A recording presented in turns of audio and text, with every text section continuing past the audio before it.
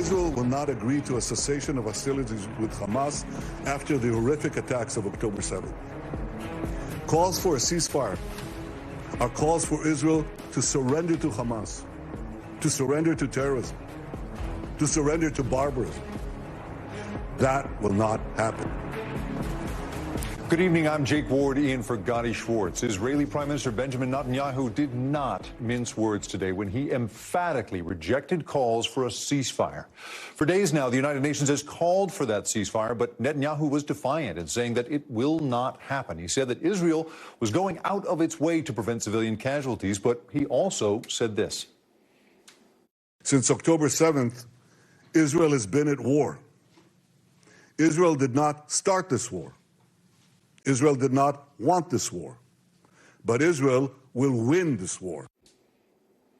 His comments come as Israel pushed even further into Gaza today, nearing Gaza City. This is day 4 of what Israeli military officials are calling a, quote, extended ground operation against Hamas. They also say they plan to continue to intensify its ground operation in Gaza in the coming days, where desperation for the people living there is growing. As of yesterday, UN relief workers say more than 1 million people have been displaced, and a spokesperson for the Gaza Health Ministry say that over 8,000 people have been killed, including 3,000 children. The UN says 100 trucks a day are needed to meet humanitarian needs in Gaza, but despite promises by Israel to increase aid, just 144 trucks total have delivered supplies into Gaza since the start of the war weeks ago. Let's bring in NBC News correspondent Ellison Barber from the Israel-Gaza border. Ellison, thank you so much for being here. The White House has said they are not drawing any red lines when it comes to what Israel chooses to do. And Netanyahu is rejecting calls for a ceasefire. Given that the government in Israel seems to be feeling no external pressure to show restraint, do people there expect to see this ground invasion intensify? Yeah, and I mean, look, that's what we've heard, I think, very clearly from the Prime Minister of Israel as well as military leaders. They say this is going to be a long conflict and this war will not end quickly. I mean, just in the last 10 minutes or so, as we were watching the skyline back here, Jake, there have been a number of explosions. There goes another one just now, flashes inside of Gaza. In a span of about 33 seconds, I counted 4 different explosions, a lot of them in kind of this little pocket right over here on the horizon. If you keep looking at it with us, you might see some as well. Tonight, we have heard less of the heavy caliber artillery firing into Gaza compared to Friday night when Israel first acknowledged that they had forces on the ground in northern Gaza. Tonight, what we have seen a lot of are rockets fired in the direction of Gaza, most of those appearing to land. We've seen some firing out in the direction of Israeli cities, most of those appearing to be intercepted. We've also seen into Gaza what looks like flare bombs of some sort landing kind of just past the ridge where you see that little horizon of lights. It's been constant tonight, the explosions inside of Gaza. This is the northern part of Gaza. That is where Israel has said they will focus the majority of their military efforts because they say that is where Hamas primarily operates out of. They've been a little less specific as this ground invasion has continued in terms of exactly where their forces are in northern Gaza, but Hamas and other Hamas-associated groups inside of Gaza have said that there have been a number of violent clashes in the city and the area of Beit Hanun. And also there have been some reports that Israeli tanks were around the outskirts of Gaza City. We have also heard from some of the directors of hospitals in northern Gaza talking about strikes that have struck parts of their hospital and also just the sounds people are hearing as they are sheltering in those places. Remember, there are a number of hospitals in northern Gaza, and when Israeli officials were telling people to evacuate, that was something the World Health Organization raised as a very big problem, saying we have 30-plus hospitals in northern Gaza, patients on ventilators, patients being treated for cancer. We can't move them because they need to stay where they are, and they are in great danger as this war escalates. Jake? Ellison, last week, of course, we saw Israel cut off phone and internet service to Gaza. Are communications restored? Do the people there have contact with the outside world again? So it has come back significantly compared to the complete communications blackout that we saw. It is still intermittent from having spoken with people inside. I'd just gotten a message from someone we'd spoken to in Gaza. I had reached out to him when that communications blackout first began, and Israel had first started this full ground incursion to check on him and see if he was okay. He said they didn't have power. He'd just gotten it back today, but he said it is still spotty, and he is in southern Gaza, the area that is supposed to be less impacted by this war, though that has not been the case. It's not as tense and not as heavy of bombardments as what we've seen in northern Gaza, but we know there have been airstrikes in southern Gaza almost every day since this war began. But he said the service is still spotty. We have been able to hear from our NBC News team, so it has come back, but there is still intermittent collapses, it seems, on internet, cell service, and also a little bit on landlines. Jake? And Ellison, briefly before we let you go, fuel has been the missing ingredient when it came to aid shipments. What's the latest there? Yes, still no fuel has been in, according to the Palestinian Red Crescent. They say they got another grouping, another convoy of humanitarian aid came in. They said it included food, water, medical supplies, but no fuel. In all, they say they have received, this is the Palestinian Red Crescent, about 144 trucks of humanitarian aid. None of it includes fuel. That is a huge concern for people inside of Gaza because the UN hospitals, all of them, they say they are running on generators at this point, and they are running incredibly low on fuel. It's been, I think, more than a week since the petroleum, the main power station inside of Gaza, said they were completely out and they were not operating at all. So we know that fuel situation is getting more dire by the minute. And Jake, there has been no progress in it coming in. So we're seeing some flares in the distance there. Jake, I'll send it back to you. Ellison Barber with signs of violence visible and audible behind her. Ellison on the Israel-Gaza border. Thank you so much. Now, Israel says it has rescued one of its soldiers being held hostage by Hamas, according to a joint statement from the Israel Defense Forces and the Shin Bet Security Service. Israeli soldier Ori Magadish has already been medically examined and reunited with her family. Magadish's release marks the first time a hostage was rescued by Israel and not released as a result of negotiations with Hamas. Meanwhile, Israel has updated the number of hostages to 239. Over the weekend, negotiations to release those hostages stalled. The sticking point, according to a former U.S. official with knowledge of the negotiations, fuel deliveries into Gaza. Let's bring in NBC's Ken Delanian, who's been following this for us. Ken, what do we know about Magadish's rescue? Good evening, Jake. The Israeli government is not revealing the precise details, but they say it happened in an overnight military operation by Israeli Defense Forces with the support of Shin Bet, the intelligence agency that gathers intelligence in the West Bank and Gaza. They say that no Israeli soldiers were injured in the operation, and the soldier was freed from captivity, was alone, we're told, although she was captured with a group of other people in her unit. Those people obviously were not rescued. We saw video of her reuniting with her family, and Israel has pledged to take the opportunity to rescue any hostages that they can as they are conducting military operations inside of Gaza, Jake. And let's turn now, Ken, to the release of the other hostages. Here's what Prime Minister Netanyahu said about them earlier. Hamas is holding over 200 Israeli hostages, including 33 children, holding them, terrorizing them, keeping them as hostages. Every civilized nation should stand with Israel in demanding that these hostages be freed immediately and freed unconditionally. Ken, what conditions is Hamas asking Israel to meet, and where do negotiations stand?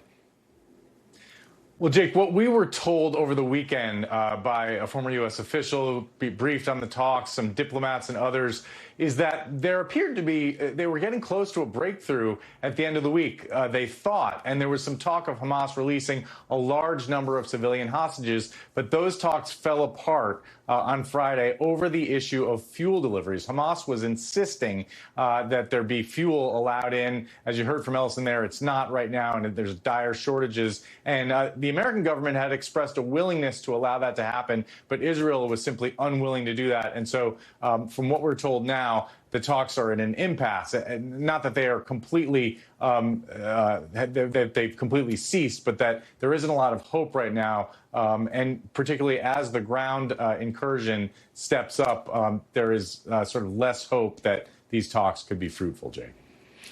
NBC's Ken Delanian on the tense negotiations over those hostages. NBC's Ken Delanian, thank you so much for being here. You bet. The war between Israel and Hamas has become a flashpoint for a wave of anti-Semitism. In the U.S. as well as abroad, Jewish communities have become targets for threats. At New York's Cornell University, police are investigating calls for violence against the Jewish student body. There was a specific threat against the school's Center for Jewish Living.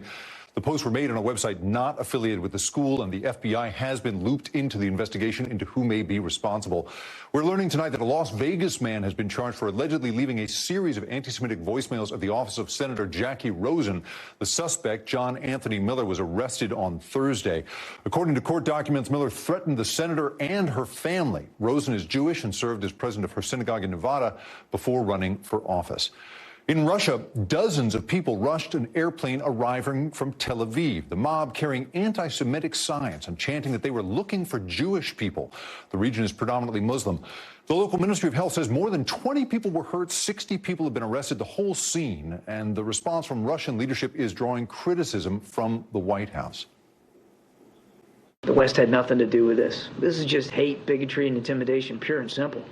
And a good leader, a decent leader, would call it out for what it is. Let's bring in NBC's David Noriega in London. David, take us through what happened here. This certainly was not the first flight between Russia and Israel. Do we have any idea why this flight in particular was targeted? Well, Jake, for starters, this didn't just happen anywhere in Russia. It happened in a region of southern Russia, known as the Northern Caucasus, that has a long history of instability and unrest, specifically in relatively recent years, a history of Islamist insurgencies.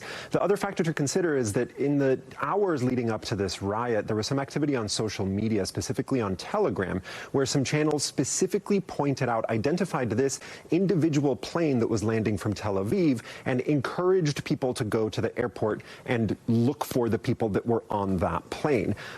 Some analysts caution against drawing too much of a causal sort of line between the activity on Telegram and the riot. There are obviously other factors that contributed to it. Nevertheless, Telegram did choose to take down the specific channels in question. Jake?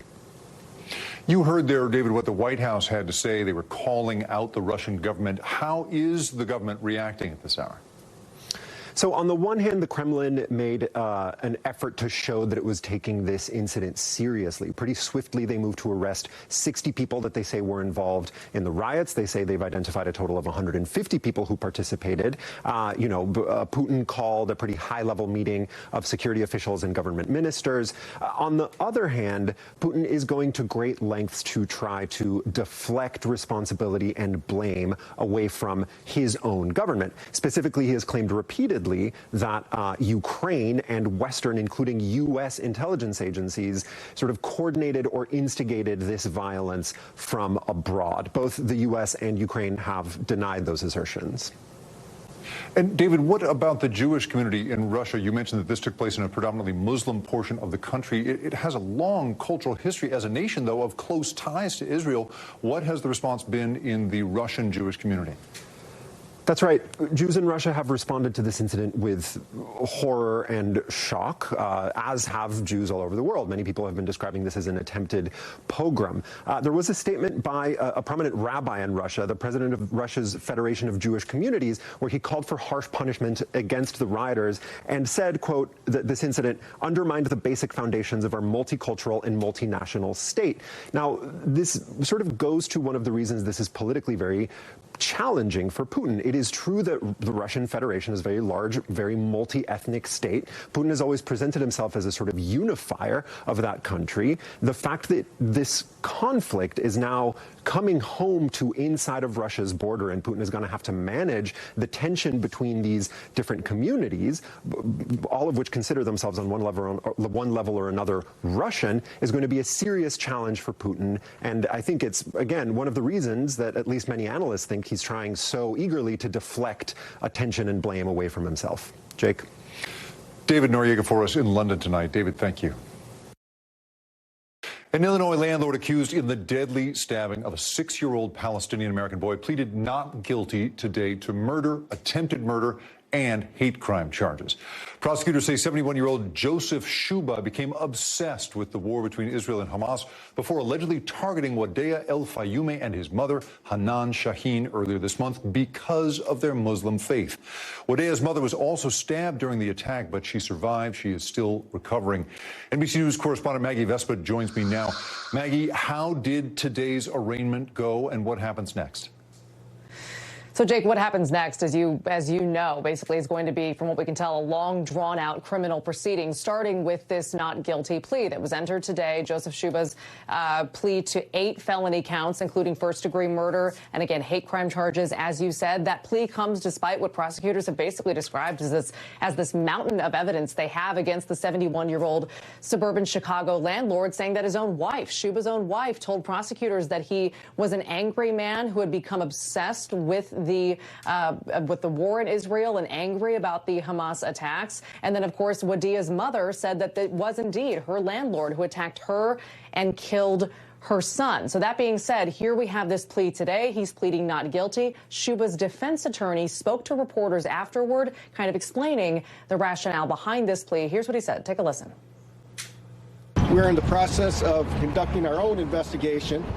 As you know, our client is presumed to be not guilty of all charges, and we are going to do the best we can to protect all his constitutional rights, make sure that he receives a fair trial by an impartial jury. So basically, he's doing what defense attorneys do. We should point out Shuba remains behind bars. The judge called him a danger to the community, and he does face the possibility of life in prison with these charges, Jake.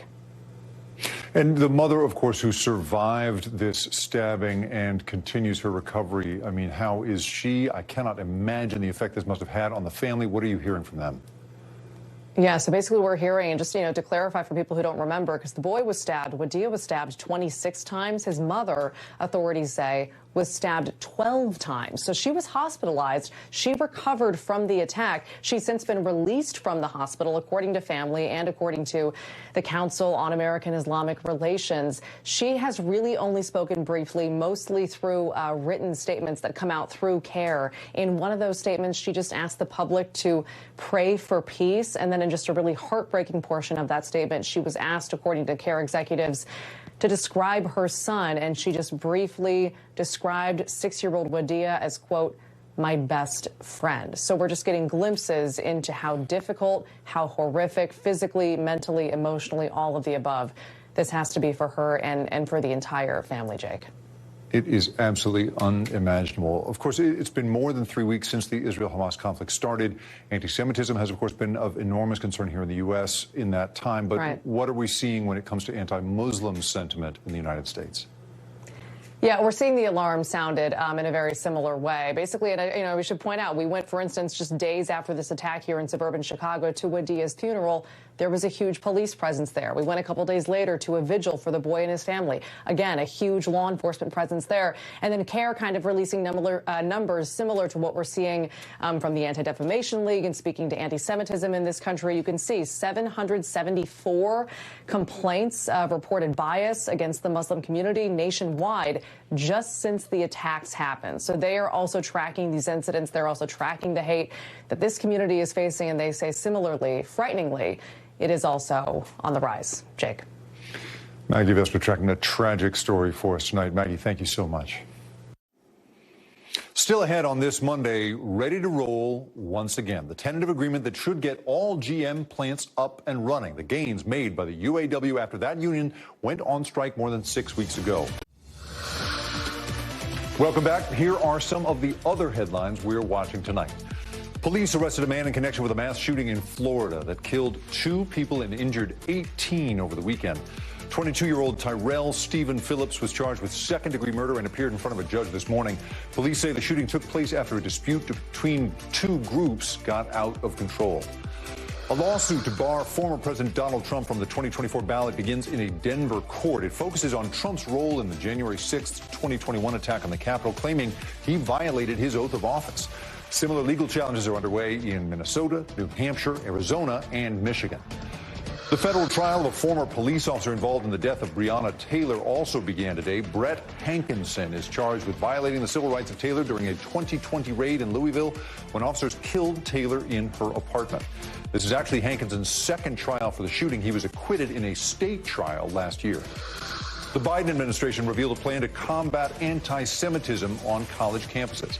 Homeland Security, the Department of Justice, and college campus law enforcement are teaming up to monitor online hate speech and provide federal resources to schools. The agencies have seen a rise in anti-Semitic incidents since the Israel-Hamas war began.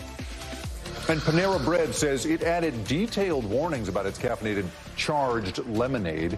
21-year-old Sarah Katz, who did have a heart condition, died just hours after drinking the lemonade last year. Her family has now filed a lawsuit claiming Panera did not warn customers of those ingredients. The drink has 390 milligrams of caffeine in a large serving. Panera Bread now warns the lemonade should be consumed in moderation.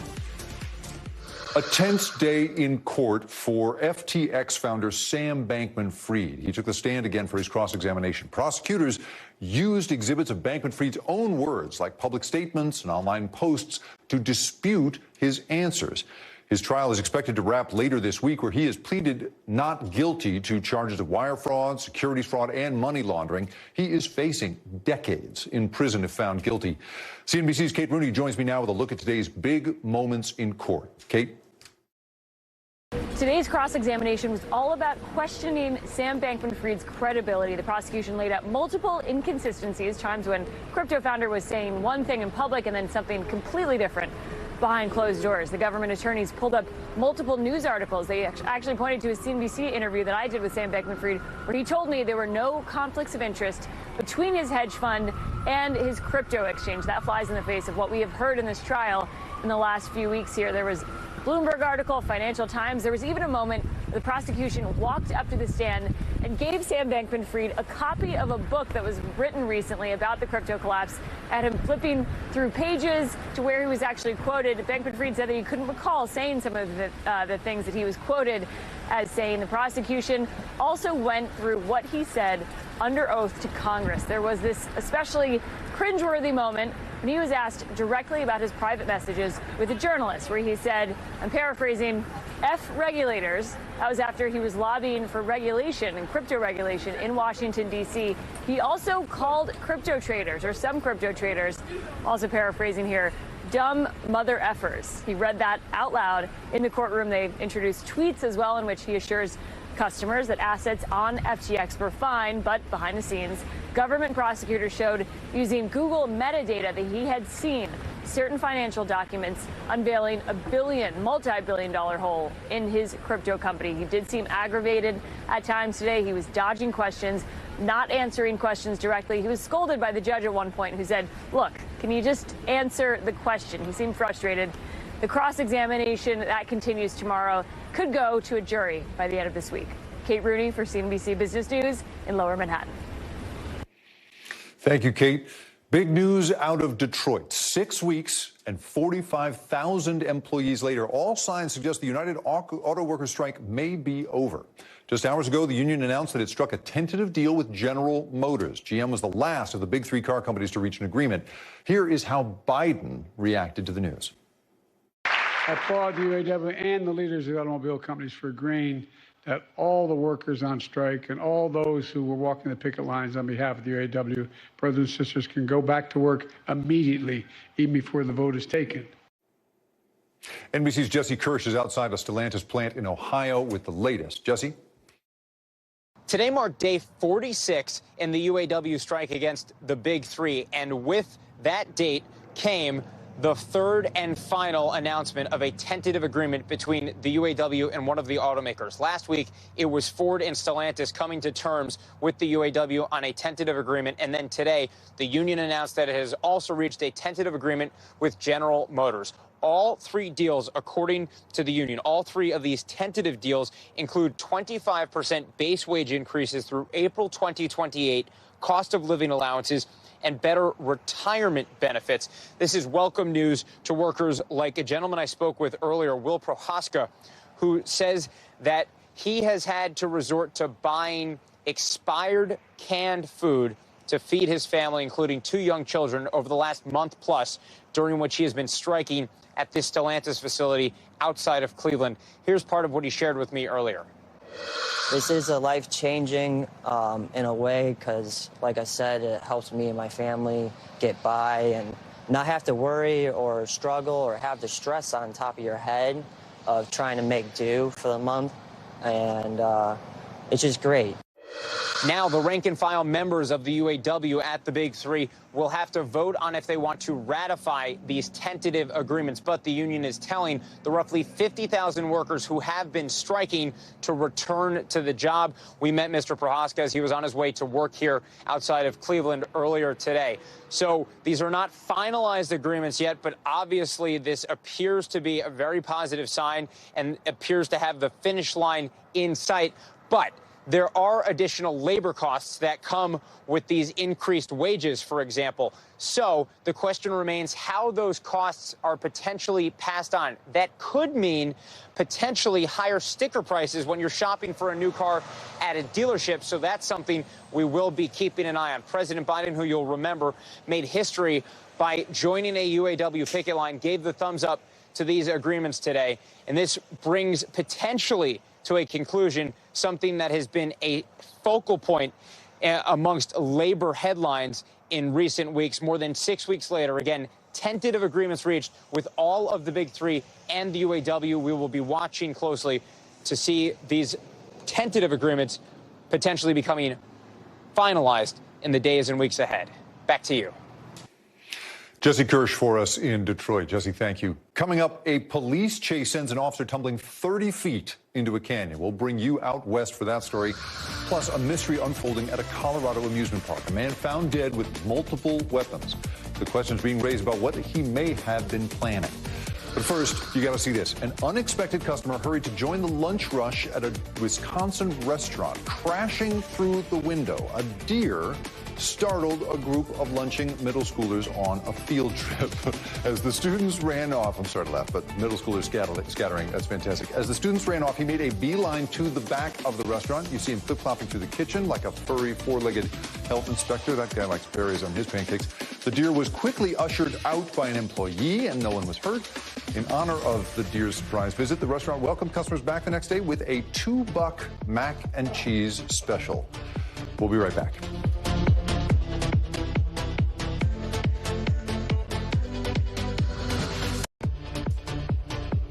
Welcome back. Here are some of the stories happening out west that we are following.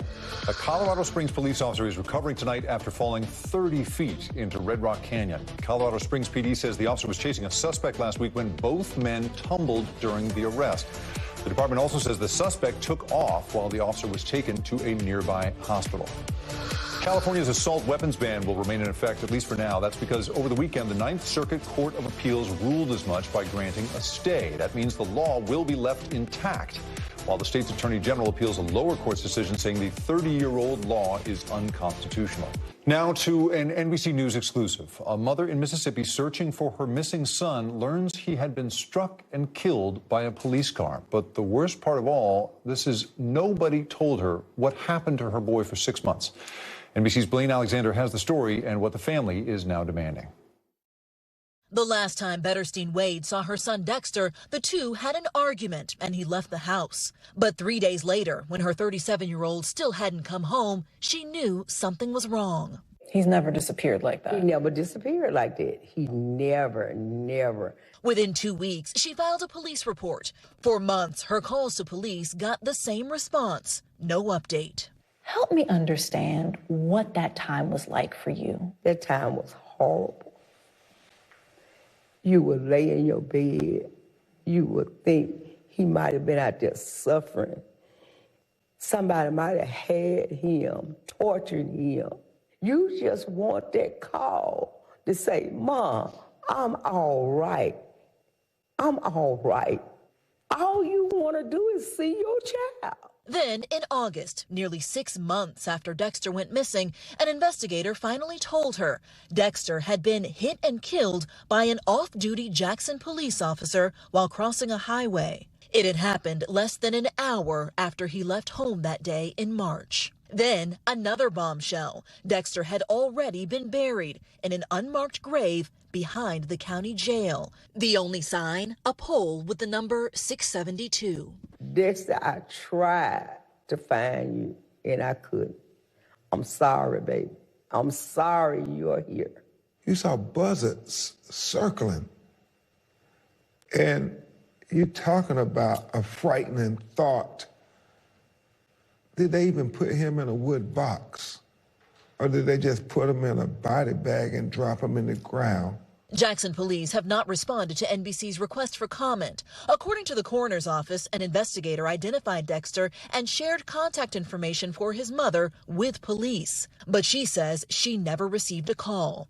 After NBC News broke this story last week, Jackson's mayor said this. That at no point have we identified or did any investigation reveal that there was any police misconduct in this process and that there was any malicious intent. Do you believe that? No. Attorney Ben Crump says they're asking for the DOJ to open a civil rights investigation. They also plan to exhume the body and perform a private autopsy before giving Dexter a proper burial. And lay some flowers there, and just to know he's in a safe place. Blaine Alexander, NBC News, Jackson, Mississippi. New details are being released about the disturbing discovery at a Colorado amusement park over the weekend. A man armed with guns, explosives, and a tactical vest was found dead in a bathroom there on Saturday. NBC's Tom Costello has more on that investigation. It happened at the Glenwood Caverns Adventure Park in Glenwood Springs, Colorado, about 40 miles from Aspen.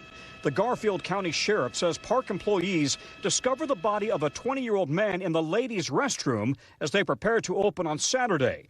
The unidentified man died by suicide, found on the floor dressed in a helmet, black tactical clothing, and body armor with patches and emblems, armed with real and fake semi-automatic rifles and handguns, including ghost guns, loaded magazines, and IEDs or explosives, both real and fake. On the stall door, he'd apparently written, "I am not a killer." Although he was very highly prepared, very highly weaponized, he chose not to take advantage of any of that, whatever his preparation was. We are, to say the least, extremely lucky that he did not fulfill whatever plan he may have intentioned. The FBI and a nearby bomb squad searched the park and the suspect's home for any other explosives. Investigators say the suspect had no criminal history. There was nothing to indicate any type of warning or any type of concern on the part of family, friends, school, what have you. The discovery came just hours after a 40-year-old shooter was discovered in Maine Friday night. He's suspected of murdering 18 people at 2 crime scenes before dying by suicide. The sheriff in Colorado says teams have combed the park property and the rides to ensure they're safe as they search for clues about what the suspect's motivations might have been.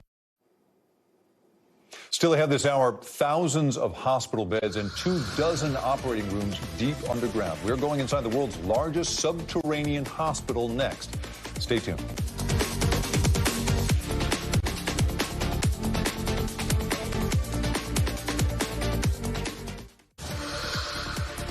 Welcome back. Let's take a quick look around the world.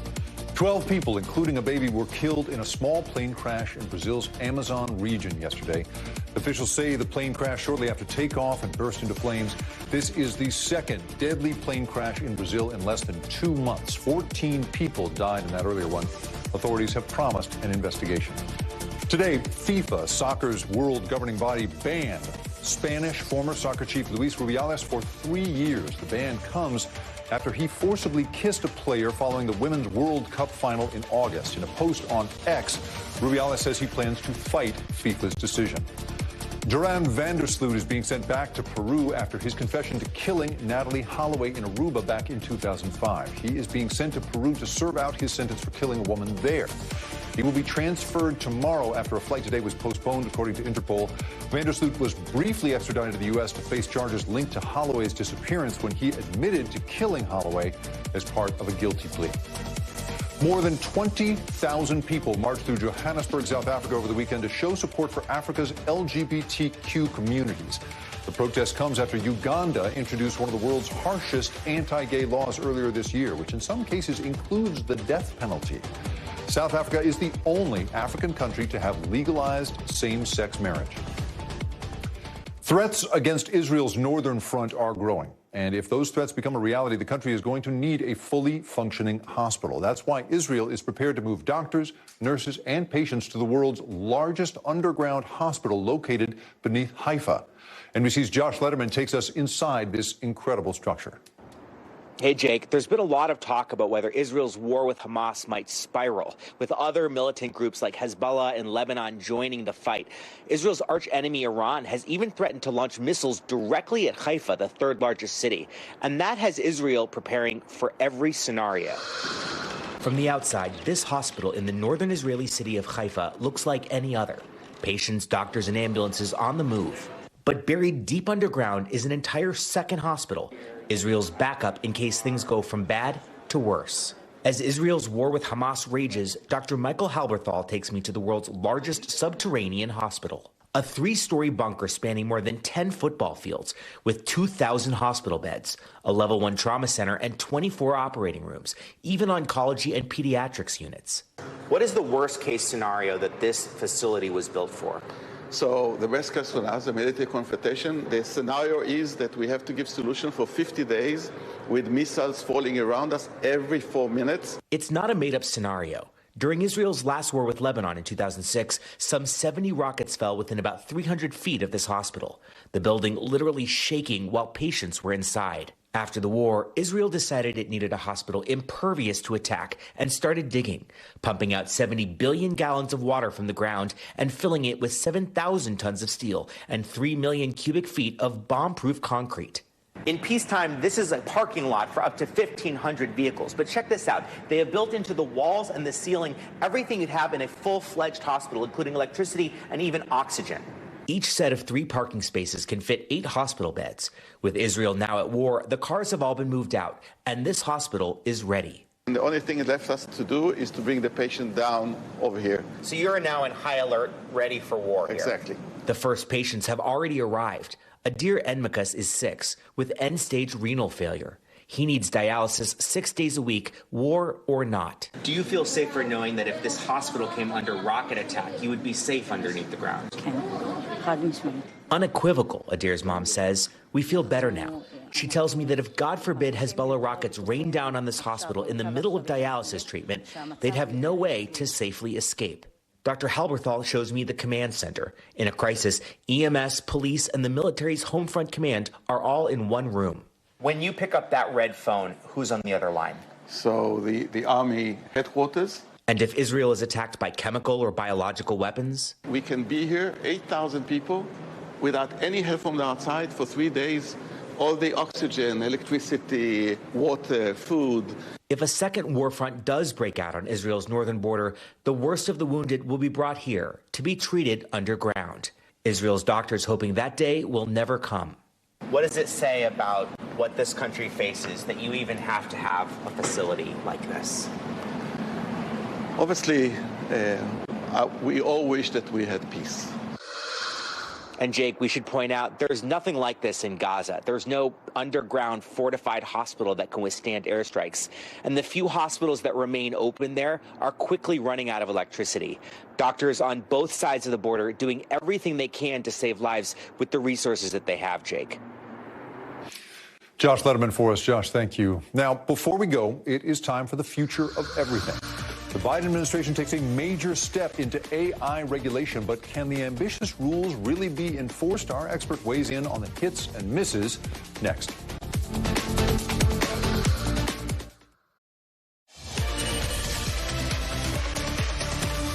Time now for the future of everything. Today, the White House made a pretty big announcement regarding AI. We will get to that in a moment. But first, the CEO of Google takes the stand today to defend his company against a landmark antitrust case.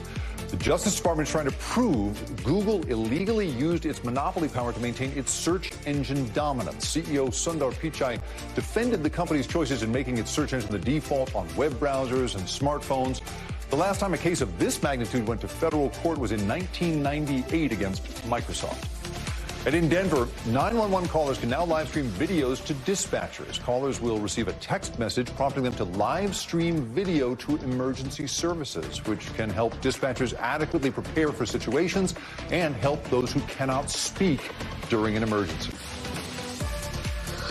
The White House moved to reshape the landscape for artificial intelligence today, with President Biden issuing his administration's first ever AI executive order. This order aims to create new safety standards, new privacy requirements, new worker protections when it comes to artificial intelligence. Now, the White House and Congress have been getting voluntary commitments from leading AI companies for the last few months, but this executive order calls on a dozen federal agencies to get involved. Joining me now is futurist and law professor at Duke University, Nita Farahani. She is also the author of The Battle for Your Brain, Defending the Right to Think Freely in the Age of Neurotechnology. Nita, great to see you. Thank you so much for being here. First, let's start with your biggest takeaways. What are your biggest takeaways from this executive order? How significant is today? I think it's quite significant. It's really quite sweeping. It wasn't, a kind of piecemeal approach to pick just one piece of the issue to take on. It didn't rely just on voluntary agreements like the previous work that the Biden administration had done. It's so sweeping that I think there's going to be a lot of work in the months ahead and actually hammering out the details. But I think it's really promising in focusing on federal government use of it as a way to ensure that a lot of the things that many of us have been hoping in AI safety would actually come to fruition. And how will this compare in theory, if these regulations, come to fruition, as you say, how will they compare to something like Europe or China? Where will it put us in the pantheon of international regulations when it comes to AI? Yeah, it's a good question. China has taken a very different approach from the U.S. approach. They've actually been in many ways ahead of where we've been in terms of governance, but they've been doing it in a piecemeal fashion, so a piecemeal and iterative fashion. They had safeguards in place previously that addressed some of the, kind of prior generations of AI, and then they updated that legislation to address, for example, misinformation and disinformation, or the use of the different AI tools for purposes of doing things like red teaming, trying to do safety checking, or requiring the companies to disclose what their training data was about. But that sort of piecemeal approach has allowed them to learn over time and to iterate and update to try to stay ahead of the curve, but not to do it in quite as sweeping of a way.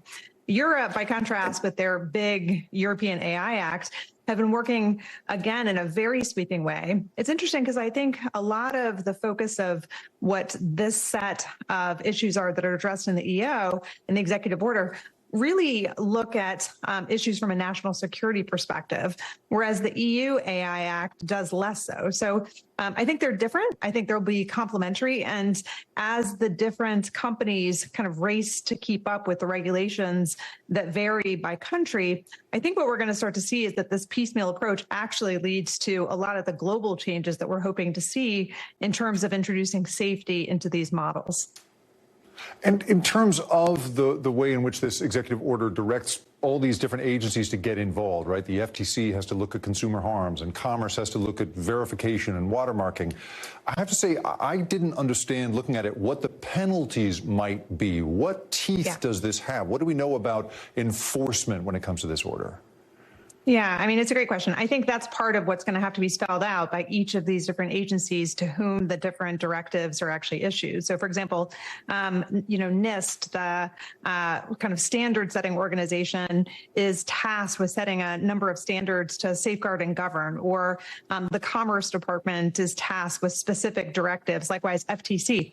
Each of them have within the regulations that they issue different mechanisms for enforcement by agency. And so I suspect that's where a lot of the enforcement will come in.